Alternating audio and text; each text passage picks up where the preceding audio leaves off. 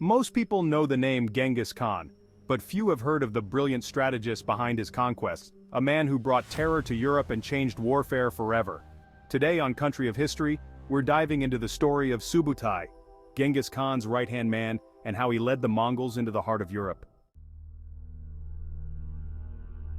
In the early 13th century, the world was about to change. From the vast, rugged steppes of Mongolia emerged a force unlike any seen before, the Mongol Empire.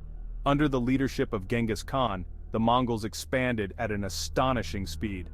But while Genghis Khan was the visionary, it was his generals who made his dream of conquest a reality. And none was more skilled, more ruthless, or more effective than Subutai. Subutai wasn't just a great warrior, he was a master of tactics. His strategies were innovative, unexpected, and devastatingly effective. He could coordinate multiple armies over hundreds of miles, using a combination of speed, deception, and brutal force to overwhelm his enemies. His use of psychological warfare kept Europe constantly on edge, as kingdoms fell one after another under his relentless campaigns. One of Subutai's most legendary tactics was the feigned retreat. He would command his troops to appear to flee, luring the enemy into a false sense of security. Then, at the perfect moment, his forces would turn and strike with deadly precision. This strategy would go on to define many of the Mongols' most famous victories, as it left opponents disoriented and utterly unprepared. Subutai's reputation as a military genius was well earned. In just a few years, he became the terror of Europe, a master strategist with an unstoppable army. The invasion of Europe. First targets. Subutai's first major target in Europe was the Kingdom of Hungary. But he wasn't content with a single victory. He devised a plan to attack simultaneously across Eastern Europe, hitting Poland and Hungary at nearly the same time. This multi-pronged assault was almost unheard of in medieval warfare, but for Subutai, it was the perfect strategy to divide and conquer. In 1241, the Mongols launched an all-out invasion. In Poland, Subutai's forces met with fierce resistance at the Battle of Legnica. The Polish army, reinforced by knights from all over Europe, fought bravely, but they were no match for the Mongols' highly coordinated assault. Within hours, the Mongols had crushed the Polish forces, leaving a trail of destruction in their wake. Subutai then turned his attention to Hungary, where he faced King Bela IV at the Battle of Mohi. Here, he unleashed his classic tactic of the feigned retreat.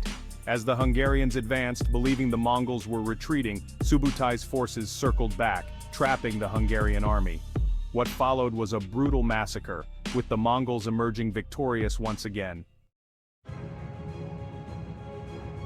The threat to Western Europe.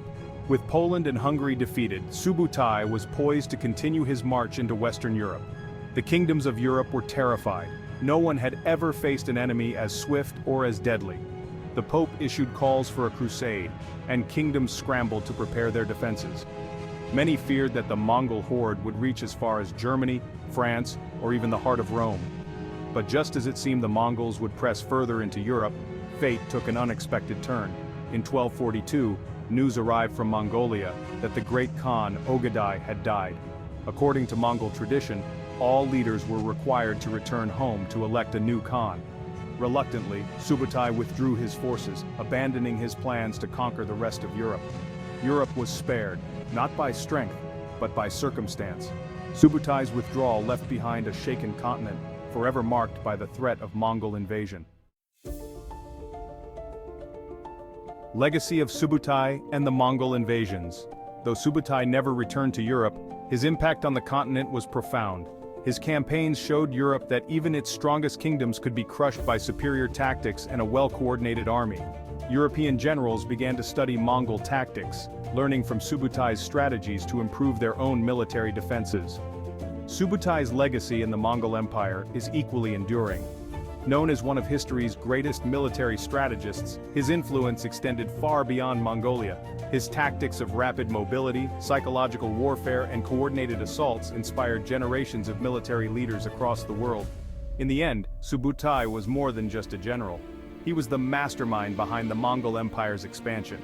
And though Europe escaped total conquest, the memory of his invasion left a lasting mark, a reminder of the time when the Mongols nearly changed the face of the continent forever.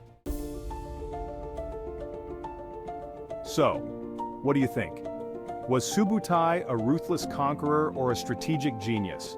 Let us know your thoughts in the comments below. Thanks for watching Country of History.